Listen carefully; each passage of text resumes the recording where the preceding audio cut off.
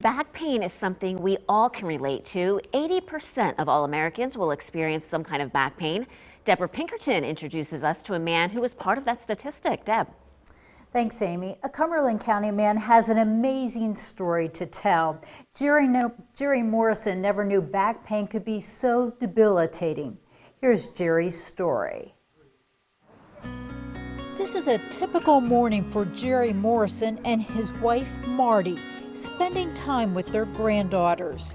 You may find it hard to believe, but a few months ago, Jerry had a hard time walking. I no longer could get relief by sitting. Marty and I had breakfast together.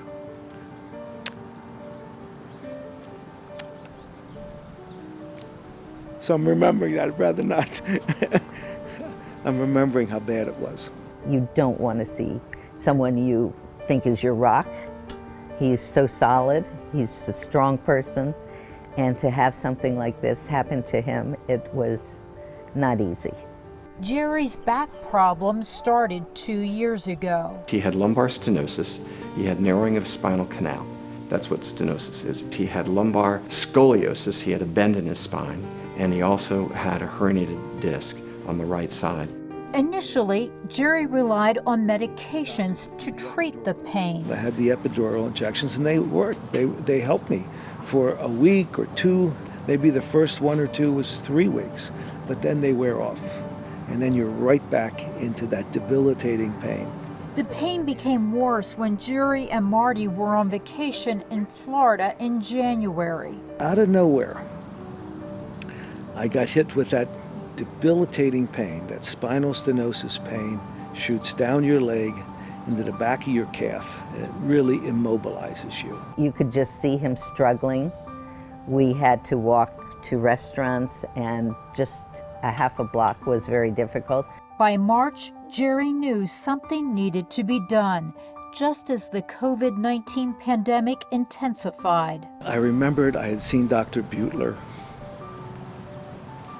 a year before, and I called him, and he said, "Fine, come in," and that was it. Dr. Butler had a plan. What I am proposing is to remove bones in the back of your spine, which will then show me your nerves, and also open up the space that those nerves have. So now they have a normal amount of room, and remove that herniated disc, and put in some screws and straighten out your spine. He said he could do this. And I said, "How long?" He said, "Next week." Boy, that was just what I needed. Jerry immediately knew the surgery was a success. I got out of bed, I had no pain. And from that point forward, here I am. I'm doing everything. It's what we envisioned happening, and it happened. We're all happy that he has his life back. I'm swimming, I'm walking my dog, which I couldn't do. I basically have my whole life back. It's a pretty amazing thing. 2 weeks after the surgery, Jerry was back in the office working half days. And he's out on the golf course too, something he hasn't done in 2 years. As you can see, Amy, he's doing very well. He's doing terrific. Thanks so much, Deborah. Well, joining us is Dr. William Butler, a board-certified neurosurgeon at Arlington-Orthopedics, UPMC. Now, we know that Jerry Morrison had his surgery really during the height of the COVID-19 pandemic, so we have to address this. What is UPMC doing to really make sure the offices, hospitals are safe for patients? UPMC is absolutely committed to the safety of our patients, and it's really good for me to be able to assure my patients that we are going to take amazing care of them in perfect safety. What UPMC has done, they're following all CDC guidelines. They are, every staff member is wearing a mask at all times. Social distancing, like you and I right now, is encouraged and followed. We are screened every day. So every day at 7 a.m. I'm walking into the hospital and I'm getting screened. I've gotten to know the screeners pretty darn well over the past 8 months. And all surfaces that are high-touch surfaces are being sanitized regularly. But I can really look my patients in the eye and assure them that they will be safe. You know, go back to Jerry's story. It was very emotional, and it's lovely. He's feeling so much better. Now, sometimes individuals can prevent back pain. So what are some of the causes? Back pain can be from a number of factors, and the easiest way to think about it is the structures that are involved. The back is one bone right on top of the other, and in between are discs, and the bones are held together by muscles that will pull on them. So that's how we move. And so you can have pain just from pulling those muscles too strongly. Then you get a back sprain, and that would be pain up and down your back or your neck. Within the spine, there are the discs. The discs will degenerate with time. They also can weaken, and as they weaken, they can herniate, a piece of disc pushing out, or the body will create bone spurs, which then will press on the nerves, such as Jerry's case, where it was pressing very hard on his nerves and kept him from walking. So if you think about the anatomy, you're able to figure out what the problem is. So speaking of anatomy, you actually have your model kind of off to the side here. We're going to bring that in because you were talking about that. I mean, let's talk about preventative things to keep that healthy. What can we do? It's all about alignment, really, Amy. I mean, you're trying to keep the spine straight up and down. When I put pressure on here, such as my body weight, the spine will go into a nice backwards curve, the way it's supposed to be. But when you're forward and you're trying, say, lifting something, you know, a bag of mulch or something, now all of a sudden all the structures are being pulled forward, and you can see what's happening is that the discs and the bones are just being pushed into the nerves which travel in the back of the spine. So, very simply, by keeping proper posture, such as you are right now, and having having the spine right on top of each other, the spine handles that weight perfectly well. That it just goes into a nice, gentle alignment, and it can handle it without the muscles being strained, without the discs having a lot of pressure on them, and without the body having repetitive motion causing bone spurs to be created. Now, right now we mentioned COVID-19, and because of that, a lot of folks are working at home. They're staring at their laptops, their smartphones, their iPads. They're not getting up and walking around as much because there's nobody to talk to, right? So what could these folks be doing? What should we be doing to just care for our back and spine? You know, it's funny you bring that up, because over the past 8 months, I've seen more patients that come in because of just that, working from home. It's really quite remarkable. And typically in my practice, over the years, I'd say, well, what happened to you? How did this start? And they'd say, well, I was doing this over the weekend or whatever.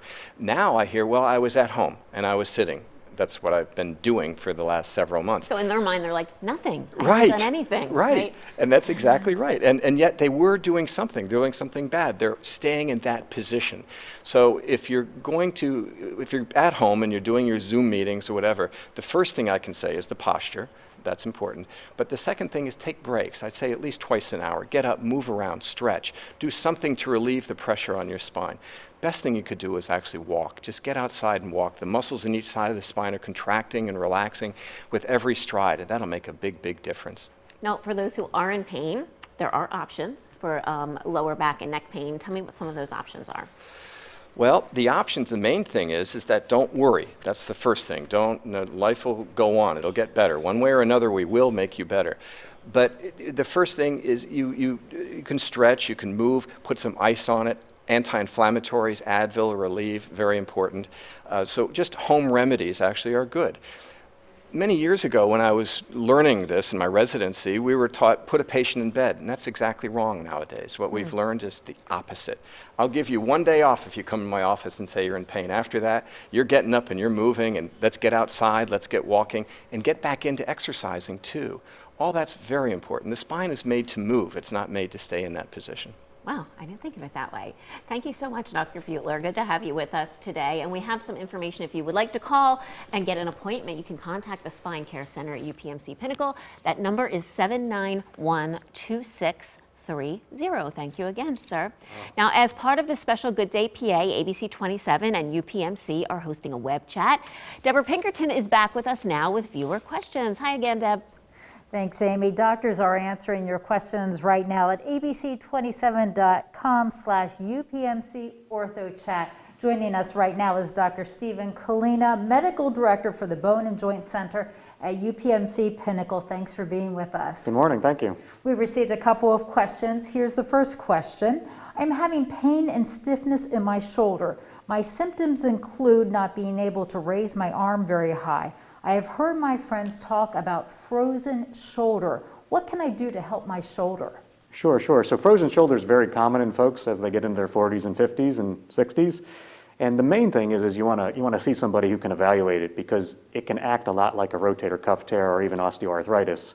And that's why we'll typically do a good history and physical and probably get an x-ray. If it is frozen shoulder, then you got to be ready for the long haul, which it can take quite a bit of time to get better. And usually a combination of oral anti-inflammatories and physical therapy can help. Sometimes we do a corticosteroid injection to help with the pain. And then ultimately there's a few patients that really aren't getting better over 12 to 18 months, and sometimes it does require surgery. So I think the most important thing is to make sure that that's what it is, and the only real way of proving that is proper evaluation and proper x-rays and such. Good advice. Here's another question that we've received. What is plantar fasciitis? What are some treatment options, and how long does it take to heal?